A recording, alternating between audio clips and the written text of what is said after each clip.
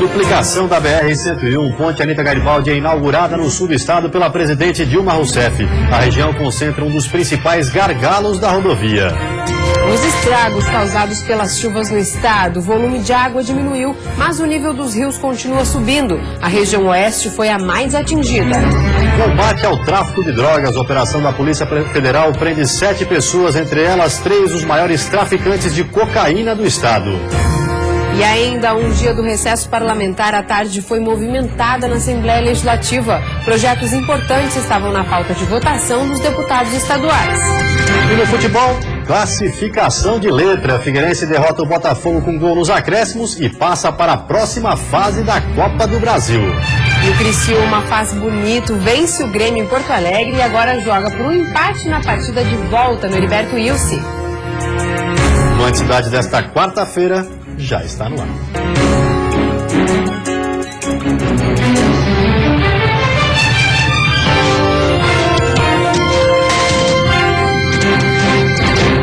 Olá, boa noite. Drogas. A Polícia Federal cumpriu hoje 18 mandados de busca e apreensão em 4 cidades catarinenses. As ações também aconteceram em Curitiba e Campo Grande.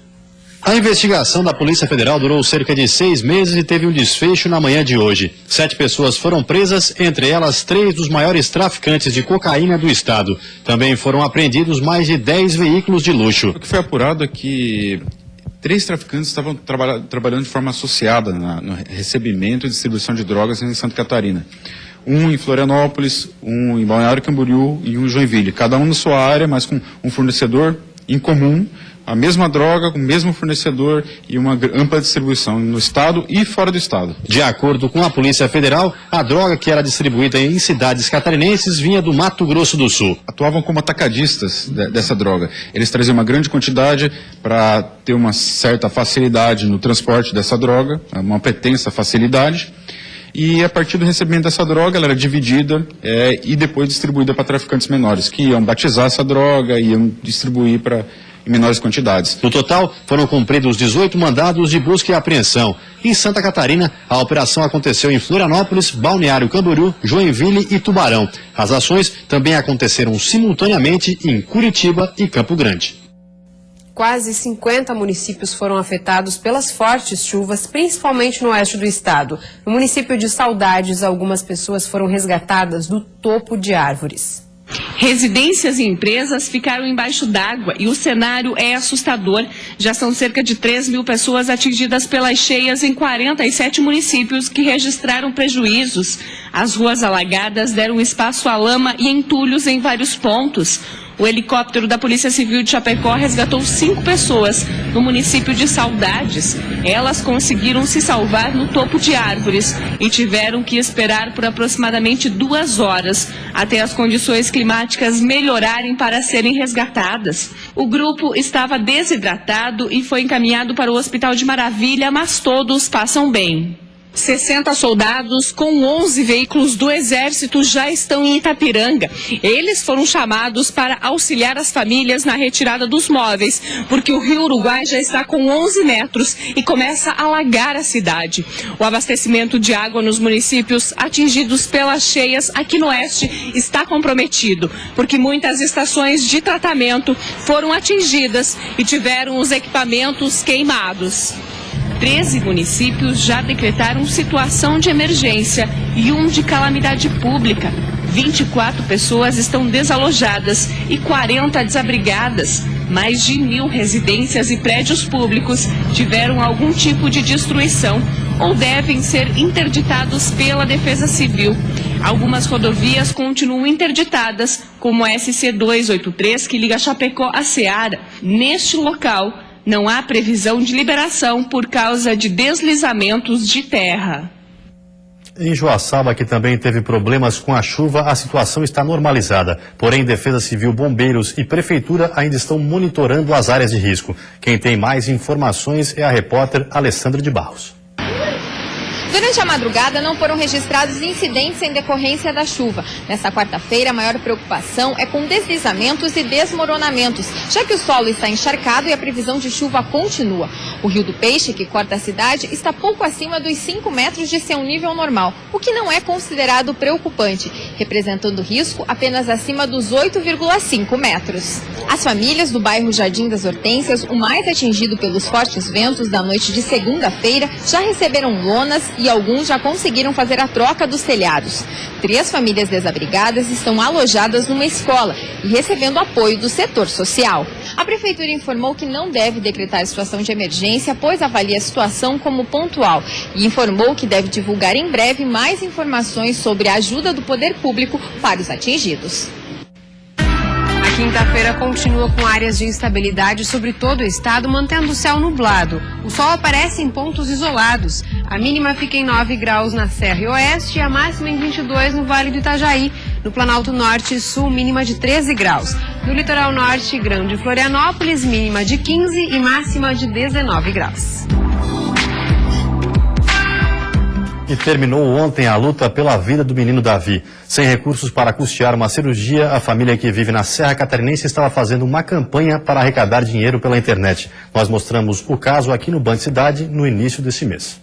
Aparentemente saudável, o menino de 3 anos tinha um problema grave de saúde. Um rim não funcionava e o outro já começava a ficar comprometido. A criança lutava pela vida há 2 anos e precisava de uma cirurgia que não tem cobertura pelo SUS. Por isso, a família iniciou uma corrida contra o tempo. A esperança era conseguir custear o procedimento. E assim, é tudo do nosso bolso. A gente, do SUS, a gente não tem ajuda assim, né?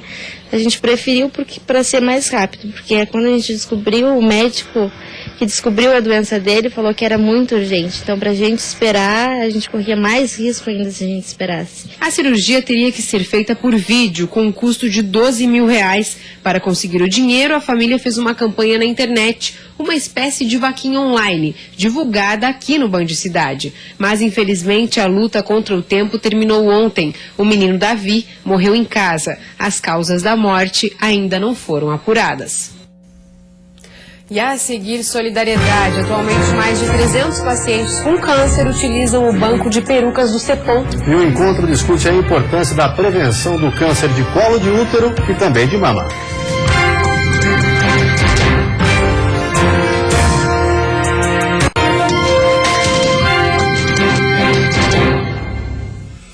Quem já passou por isso ou tem algum caso na família sabe, o tratamento contra o câncer nunca é fácil, mas contando com a solidariedade e boas ideias, essa fase pode ser superada com mais alegria. Isso é que esperam as voluntárias do Banco de Perucas e os mais de 300 pacientes que utilizam o serviço atualmente. A iniciativa já existe há 20 anos e tem um papel fundamental no tratamento contra o câncer, elevar a autoestima dos pacientes e minimizar os efeitos da quimioterapia. Nós já tivemos situações com pacientes que pegaram a peruca e depois vieram comentar que percebeu que mudou a imagem corporal. Ela estava saindo aqui do CEPOM, caminhando, e ela percebeu que ela tinha erguido os ombros quando ela saiu com a peruca, né? A terapeuta ocupacional do Complexo Oncológico da capital explica que o resultado é visível em homens, mulheres e crianças e que o banco de perucas tem reflexos diretos na recuperação de quem procura o serviço. Desde o início do projeto, 479 pessoas passaram por aqui em busca de novos fios e o trabalho só vem ganhando força. Em 2014, 99 perucas foram emprestadas. Neste ano, nos 6 primeiros meses, já foram 82. O empréstimo vale pelo tempo que for necessário. Por isso, as doações são tão importantes. Para cada peruca é preciso até 10 mechas. Para doar não existem muitos requisitos. O cabelo apenas precisa ter 15 centímetros e estar separado em pequenas quantidades. A Associação de Voluntárias recebe as doações. Temos recebido bastante cabelo, bastante pessoas, crianças que até nos comovem, que chegam aqui com um jeitinho assim de muito responsáveis, com sua mecha de cabelinho na mão.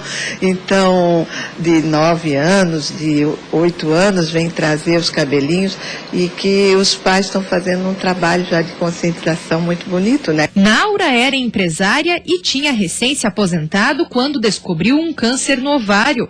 Adepta dos check-ups, tratou a doença logo no início e superou a quimioterapia. O cabelo já voltou a crescer e a alegria nunca deixou de existir.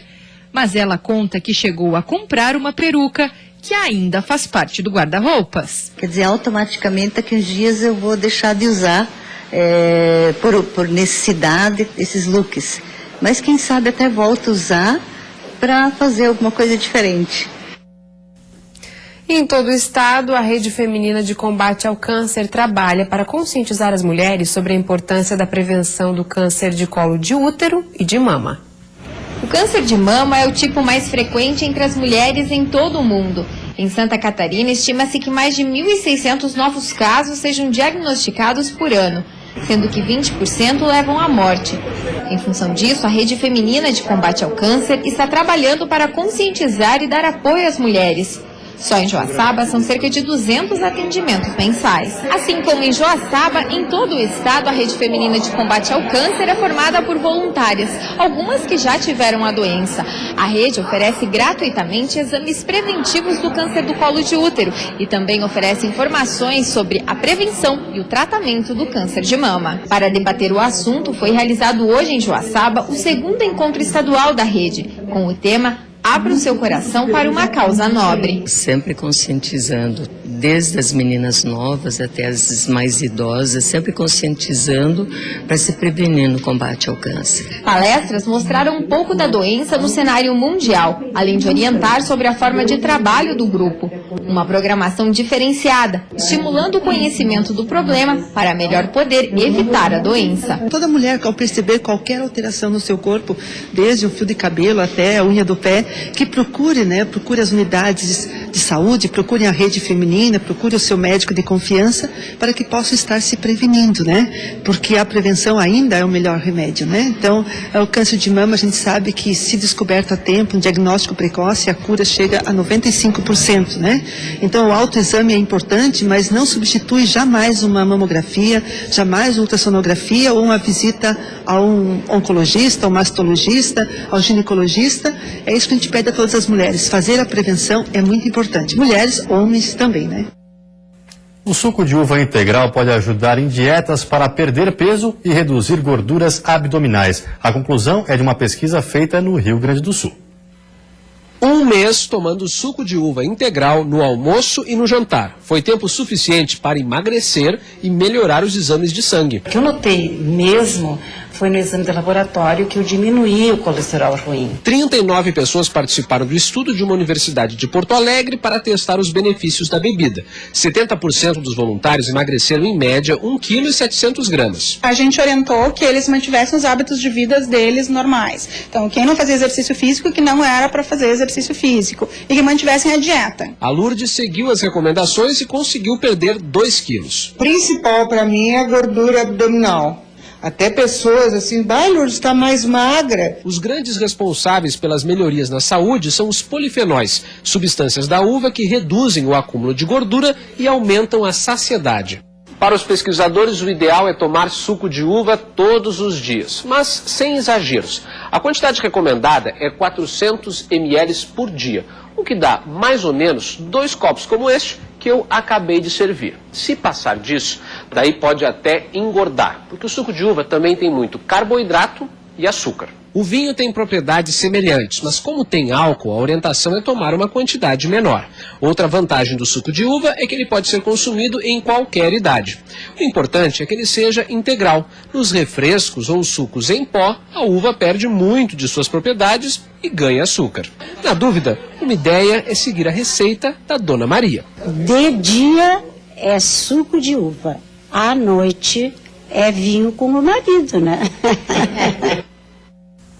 E depois do intervalo tem futebol, classificação de letra. Figueirense derrota o Botafogo com gol nos acréscimos e passa para a próxima fase da Copa do Brasil. Em Porto Alegre, o Criciúma surpreende, ganha do Grêmio e fica a um empate da classificação.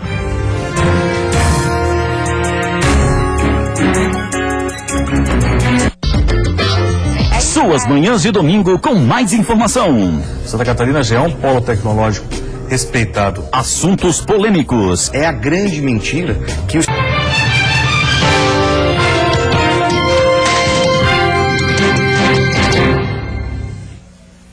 Copa do Brasil, o Criciúma fez bonito em Porto Alegre e venceu o Grêmio na Arena. Agora o time do sul do estado joga por um empate no jogo de volta para avançar na competição. Dentro do G4 na Série A, o Grêmio estava crente que passaria sem maiores problemas pelo Criciúma, 14º na Série B. Mas depois de muitas finalizações erradas e defesas do goleiro Luiz no primeiro tempo, Lucas se agigantou na área gremista e o Criciúma se agigantou diante do tricolor gaúcho, 1-0. No segundo tempo, o Tigre voltou ainda mais confiante. Se não fosse Marcelo Groi, Marcão tinha feito o segundo. E os Marcelos atrapalharam a vida do Marcão. Dessa vez foi o Marcelo Hermes quem tirou em cima da linha. Aí bateu o desespero e o time gaúcho tentava de tudo que era jeito. Mas a grande chance de matar o jogo veio nos pés de Paulo Sérgio, do Tigre. E o atacante desperdiçou. Fim de jogo na Arena, Grêmio 0, Criciúma 1. Classificação de letra. O Figueirense, jogando no Rio de Janeiro, marcou nos acréscimos da partida e carimbou o passaporte para a quarta fase. No fim do jogo, teve confusão envolvendo um dirigente do Botafogo e o técnico Argel. Jogando em casa, foi o Botafogo quem tentou se impor no primeiro tempo. O Figueira tentou responder com o Marcão, mas Jefferson estava atento. Aí foi a vez de goleiro Alex Muralha trabalhar. Primeiro no chute de perto de Rodrigo Pimpão. Depois na tentativa de Elvis de longe. E no primeiro tempo ainda teve o cabeceio de Luiz que passou perto. No começo do segundo tempo, o Botafogo continuou com a estratégia do abafa e Thomas mandou essa bomba no travessão. Aí o Figueirense também botou bola na trave, depois do cruzamento de Iago do desvio da zaga. E depois dessa tentativa sem sucesso do Botafogo, o Figueira tomou conta do jogo de vez. Paulo Roberto fez uma jogadaça, Dudu cruzou e por muito pouco o Marcão não abriu o placar. Paulo Roberto viu que tinha espaço e foi pra cima outra vez. Novo cruzamento de Dudu e Jefferson fez milagre para salvar um chute de Iago. Quando tudo se encaminhava pro final e Muralha tinha feito mais uma bela defesa, aos 46 do segundo tempo, o zagueirão Marquinhos dividiu uma bola no ataque. Fabinho cruzou com precisão e Marcão deu de letra pro fundo do gol. 1-0. Festa do Figueira no Engenhão. Furacão classificado. Depois do jogo, confusão. Argel Fux, que estava suspenso, tinha assistido o jogo num camarote do Engenhão. O vice-presidente de futebol do Botafogo, Antônio Carlos Montuano, partiu para cima do treinador, alegando que ele havia exagerado na comemoração. Literalmente, se nós não tivéssemos nossas seguranças, nós teríamos sido agredidos, todos nós. Então, quer dizer, isso não pode mais acontecer. Eu lamento profundamente, né? Lamento pelo Botafogo, né? E entendo que para você ser dirigente de um clube, você precisa ter equilíbrio, né? E o que nós vimos aqui foi uma tentativa de agressão capitaneada pelo vice-presidente do Botafogo. O Figueirense agora aguarda a definição do adversário nas oitavas de final, que será definido por sorteio. A gente sabia que tinha que marcar primeiro, se posicionar bem para depois conseguir, no segundo tempo, abrir com tudo. Eu acho que fisicamente a gente sobrou em cima do time deles e está todo mundo de parabéns por isso. STJD decide manter as decisões anteriores da Justiça Desportiva e pune o Joinville, que deixa de ser o campeão catarinense da última temporada. A denúncia do Figueirense foi em função de o JEC ter relacionado no jogo contra o Metropolitano pelo hexagonal o atleta de base André Krobel. O jogador estava irregular por não ter, na época, o contrato profissional. O STJD também indiciou que o alvinegro deve ser considerado como campeão estadual. E a seguir, dia movimentado para deputados estaduais, projetos importantes estavam em pauta hoje na Assembleia Legislativa. E ainda a inauguração da ponte Anita Garibaldi em Laguna, no sul do estado. A presidente Dilma Rousseff participou da cerimônia.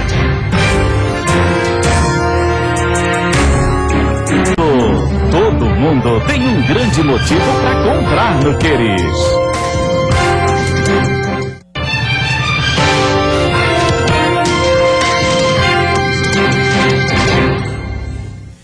Uma boa notícia para o litoral norte. A TAM Linhas Aéreas anunciou que a partir de setembro terá uma rota direta de Navegantes a Brasília.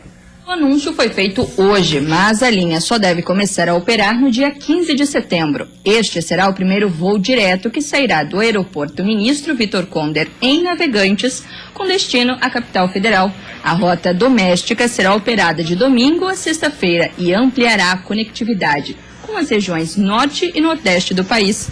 O Distrito Federal é o principal centro de conexão de voos domésticos da TAM. Com esta nova rota, o deslocamento de passageiros aqui do litoral norte será agilizado. O voo terá duração de 2 horas e 10 minutos. O voo JJ 3626 decolará de Brasília a 1h45 da tarde e chegará a Navegantes às 3h55. Em Navegantes, o voo JJ 3627 partirá às 4h50 e pousará no Distrito Federal às 7 horas da noite. Ele será operado em aeronaves Airbus A319, com capacidade para 144 passageiros. Há um dia do recesso parlamentar, a tarde foi movimentada na Assembleia Legislativa de Santa Catarina. Projetos importantes estavam na pauta de votação dos deputados estaduais. Com o plenário cheio, o Legislativo Estadual fez as últimas votações do semestre. A Lei de Diretrizes Orçamentárias, a LDO, seguiu ao plenário depois que uma emenda pela alteração do repasse foi retirada. Nós vamos deliberar todas as matérias no dia de hoje, dependendo do horário que avançarmos, porque são projetos... Tem alguns projetos relevantes para o governo. O autor da proposta polêmica é o presidente da Assembleia Legislativa. O deputado Gelson Merizio argumenta que não pretendia reduzir os valores repassados aos poderes, através do chamado duodécimo, mas alterar a forma como o reajuste é feito. É possível que no futuro tenhamos um debate de forma diferente, não proposto por mim, mas proposto pela sociedade, pelo governo ou até pelos outros poderes. Isso é um processo de evolução. Outra matéria em discussão foi a junção da AGESAN e da AGESC, agências reguladoras de saneamento básico e serviços públicos em 266 cidades, e a criação da ARESC, agência única para todos os serviços públicos prestados no Estado. Com a mudança, quase 20 cargos de confiança serão extintos. Formando uma única estrutura mais enxuta e com uma área de abrangência maior, atende os interesses do Estado, o interesse público, e torna a estrutura mais eficiente. Para a deputada estadual Luciane Carminati, no entanto, a redução de custos será mínima. Ela chegou a sugerir a não remuneração dos conselheiros, a experiência técnica e a ficha limpa como critérios de ocupação para os cargos de diretoria e apontou o aumento das terceirizações.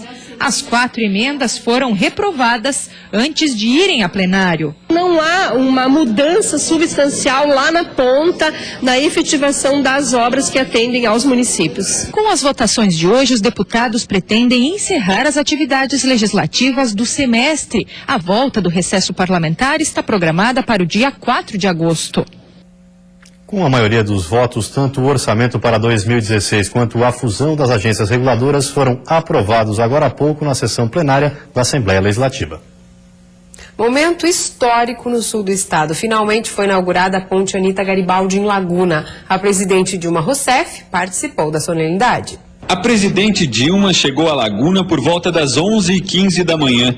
Ela conversou com alguns operários que trabalharam na construção da ponte Anita Garibaldi, tirou fotos com os profissionais e conheceu a estrutura da obra. Logo depois, se dirigiu ao local da cerimônia, onde era aguardada por diversas autoridades.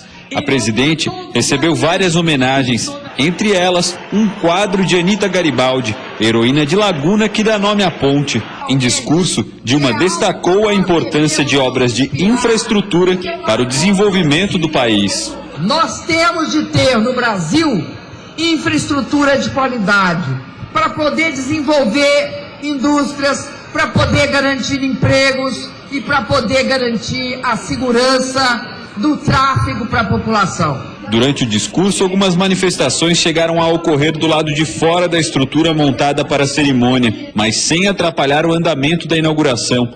O governador do estado, Raimundo Colombo, agradeceu e falou sobre as oportunidades que podem surgir com a nova ponte. Santa Catarina, a partir de hoje, está mais completa e está melhor. está mais pronta para o desenvolvimento, está apta a produzir de forma concreta um pulo de desenvolvimento para o sul de Santa Catarina. O trânsito chegou a ser interrompido por 2 vezes, o que acabou gerando filas, talvez as últimas a serem registradas na região. Oficialmente, a ponte Anita Garibaldi está inaugurada, mas a liberação para o tráfego só deve acontecer amanhã.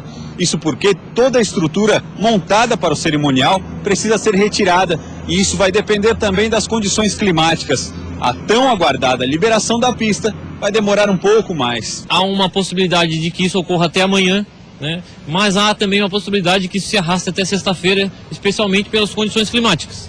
Mas que fique claro que tão logo, né, a estrutura seja desmontada, a pista liberada, o tráfego será liberado sobre a ponte. A ponte Anita Garibaldi tem quase 3 quilômetros de extensão. Foi construída em 38 meses e entregue dentro do prazo inicial. A estimativa do DENIT é de que quase 30 mil veículos passem pela rodovia todos os dias. A ponte custou aos cofres públicos quase 780 milhões de reais e já é o mais novo cartão postal de Santa Catarina. E antes de encerrarmos, uma olhadinha no trânsito da capital. Aí você acompanha imagens ao vivo das pontes Colombo Salles e Pedro Ivo Campos. Movimento intenso nos 2 sentidos, mas principalmente para quem deixa a ilha de Santa Catarina. Agora em Florianópolis, 16 graus. E vem aí o Jornal da Band. Uma ótima noite para você. Até amanhã. Boa noite. Até amanhã.